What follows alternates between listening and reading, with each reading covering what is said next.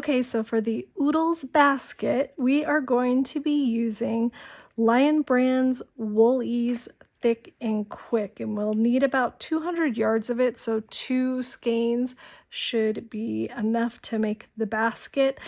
This is a super bulky weight yarn, so you can substitute with any other super bulky. Just make sure it's not super soft because you want the basket to have some structure. It's knit, so it's not going to be as structured as, say, a crochet basket, but we're going to do our best. This is an 80% acrylic, 20% wool.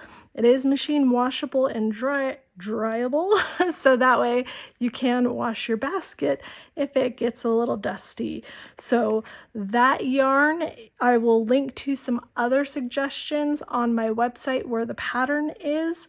Okay, with the yarn, you're going to need size 8 5mm knitting needles. These are a 24-inch circular.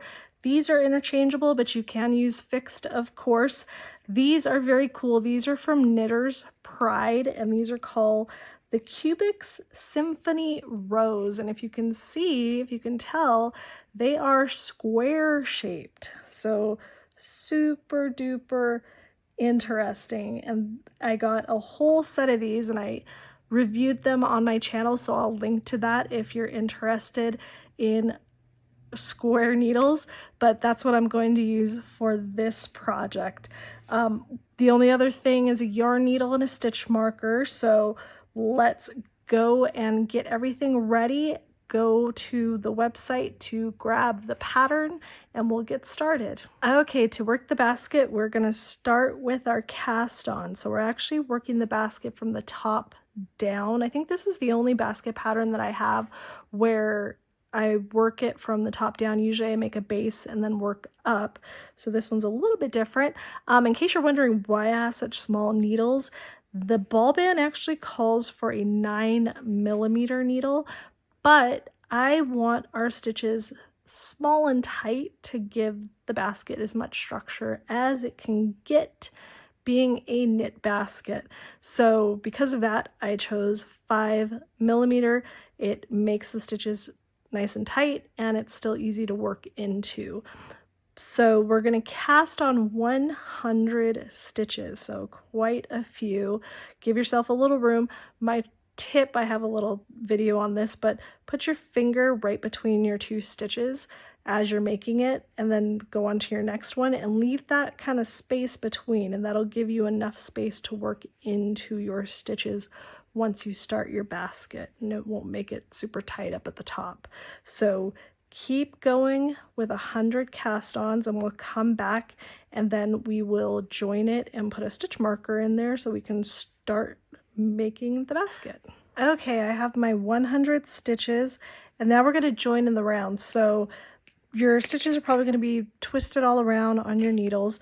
An easy way that I like to get them all lined up so that I don't have twisted stitches, let me move my stitch marker out of the way, is I lay it down and then I point all of the stitches in the same direction. So I kind of work my way around and adjust them all to make sure that I don't have any twisted stitches, because that will not work out well for your basket. And once I know that they are all laying in the right direction, even if they start to twist again, I know that I have put them in the right direction so that when I get to this end, they are facing the right way. Then I know I'm ready to join. So even though it looks a little wackadoodle, they are all going the right way so I can join. So now I am ready to go. So I'm going to flip this over so I can start joining. I'm going to put my stitch marker on, and then we'll begin round 1. So round 1 is going to be a very simple repeat of knit 1, purl 1.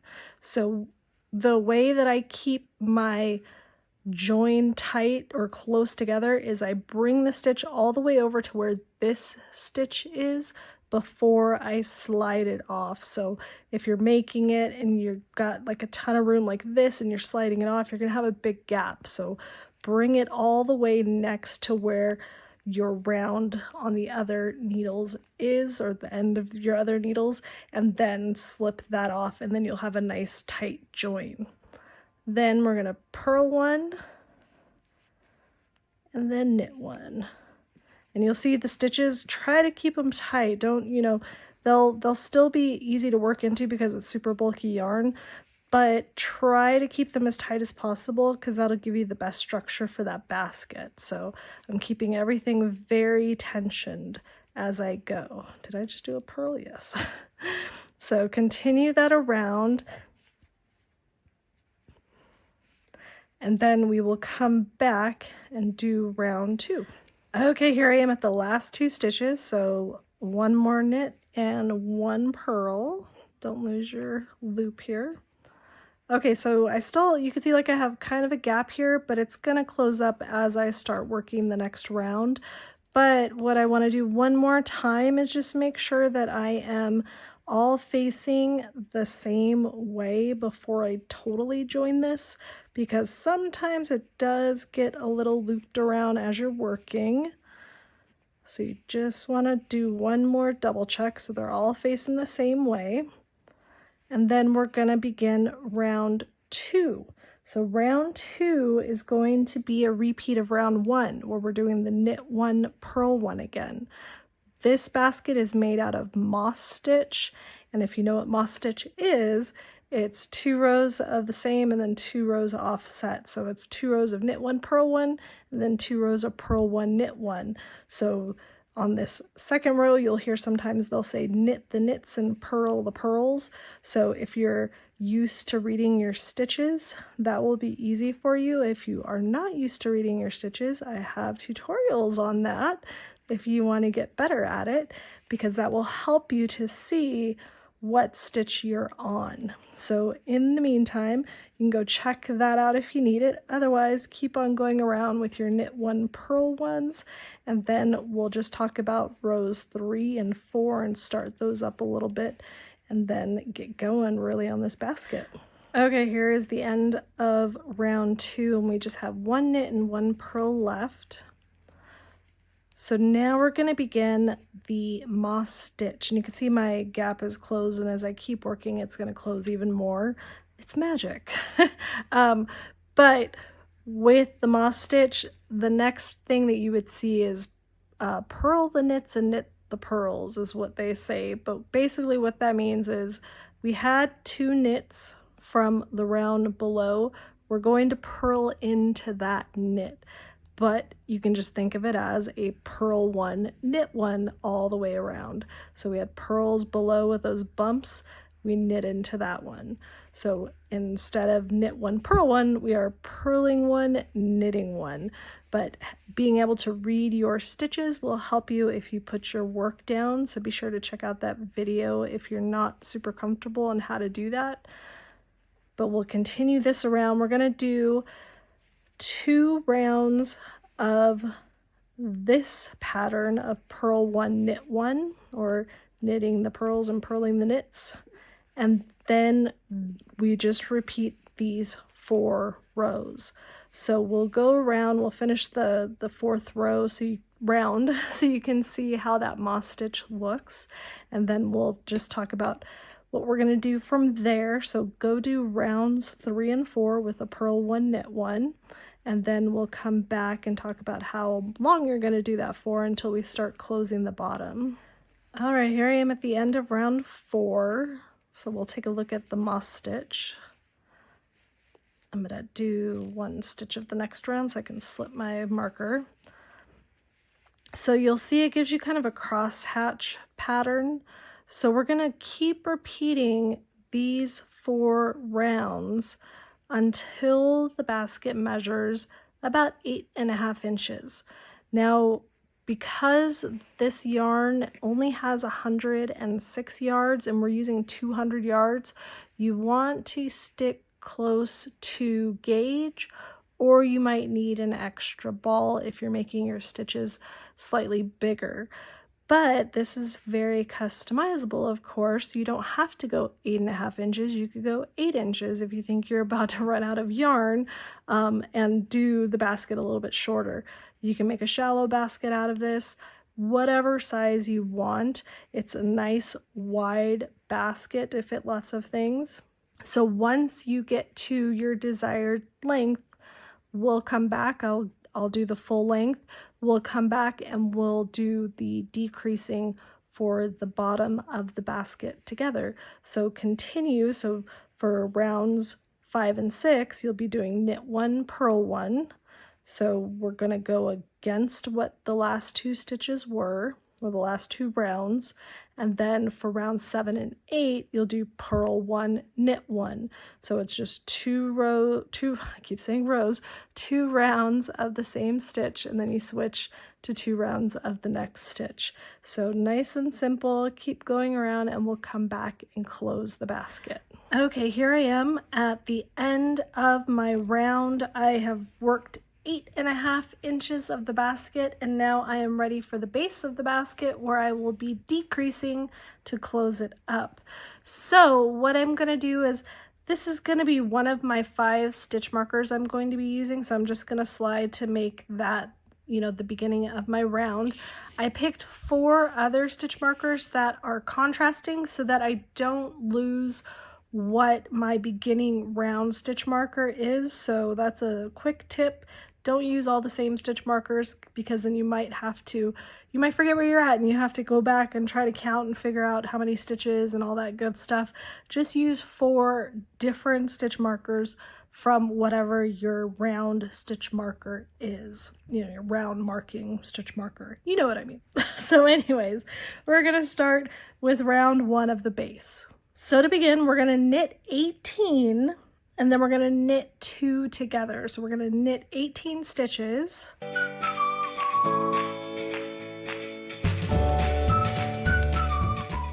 Okay, here's number 18.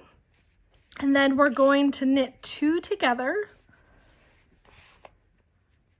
And after that, we're going to place a stitch marker. So knitting 2 together, we're going to go to the second stitch on the left needle and go left to right, get through both of those stitches and just knit it off like normal, but taking 2 off at the same time.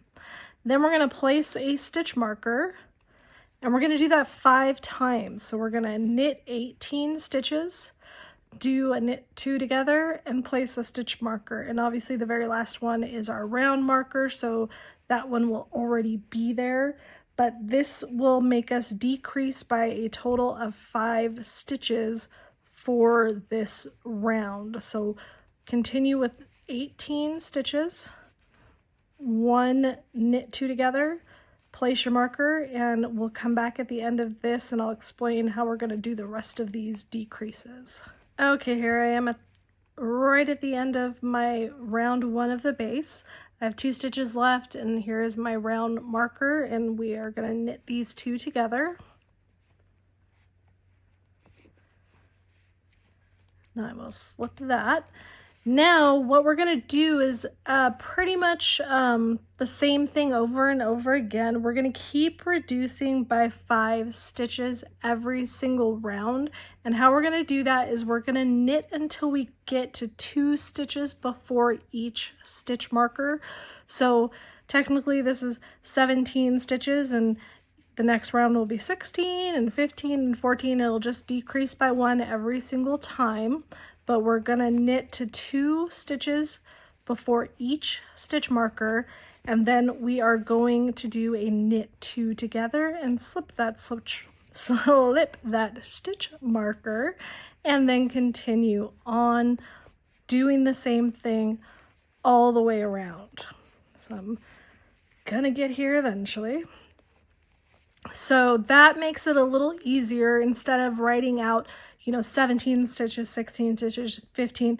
This allows you to be able to go and watch TV or do whatever while you're decreasing. This is just a handy little trick. If you are working on decreasing projects, you can throw in those stitch markers instead of having to count, and that'll keep track for you.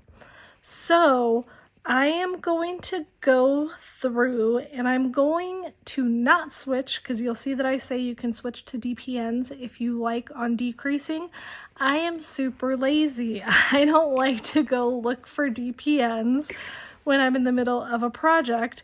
So I do a very lazy way of decreasing while still using my circulars. So as I get, because I'll be able to use these for quite a bit before it starts kind of becoming a problem. If you've worked in decreasing, you kind of know what I'm already talking about. But I'm going to show you the way that I continue working with the circulars instead of having to switch to DPNs, because I really am that lazy that I don't want to go find my stack of DPNs and find the one I need. Plus, I just don't really like working with DPNs. It's so much easier with the circulars. It takes probably a little extra time, maybe. I don't know. Maybe it doesn't. It's that time spent wasting looking for the DPNs. So I'll show you what I do. I'm going to get a few more rounds in, or a lot of rounds in, to where I am having an issue using my circulars, and then you'll see what I mean and how I still work with them.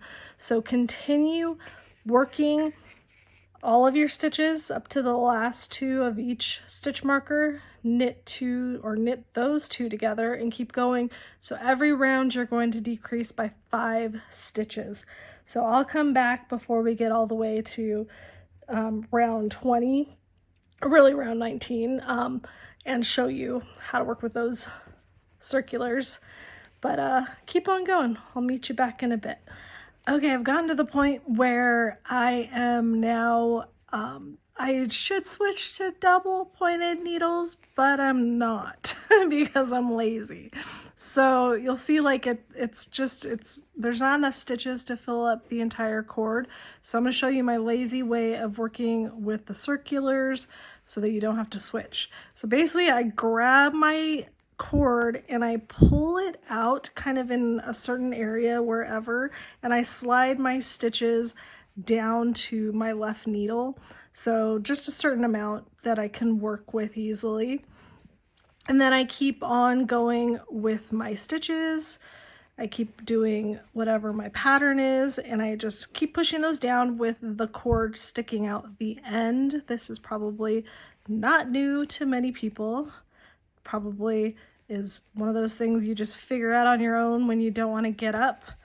But just in case you have not worked with circulars before, you can keep on going without having to switch to double pointed needles. So as I get to the area where the cord is pulled out, which I'm almost there,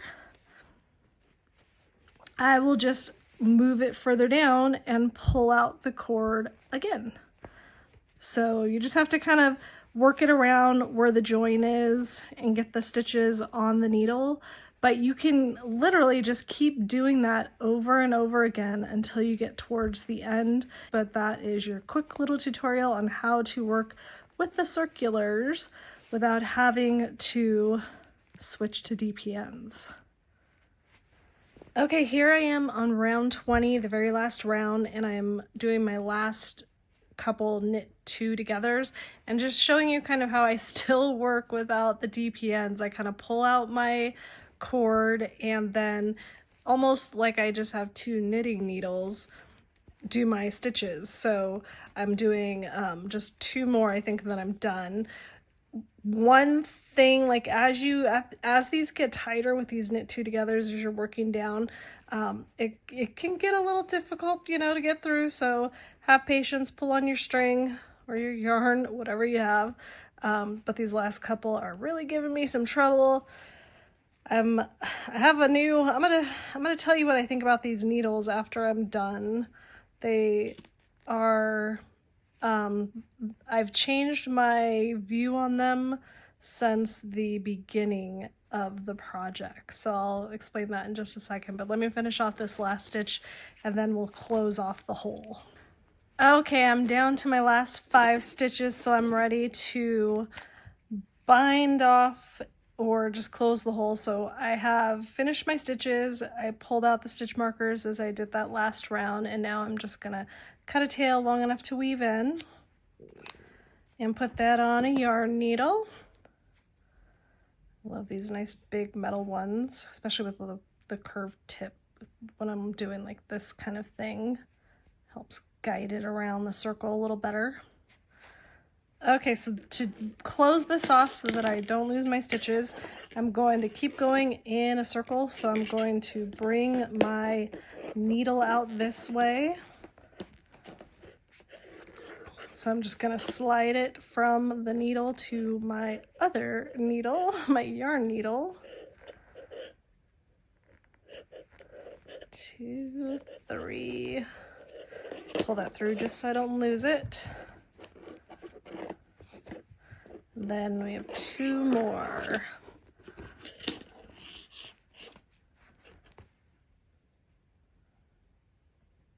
Get through number 4 and number 5.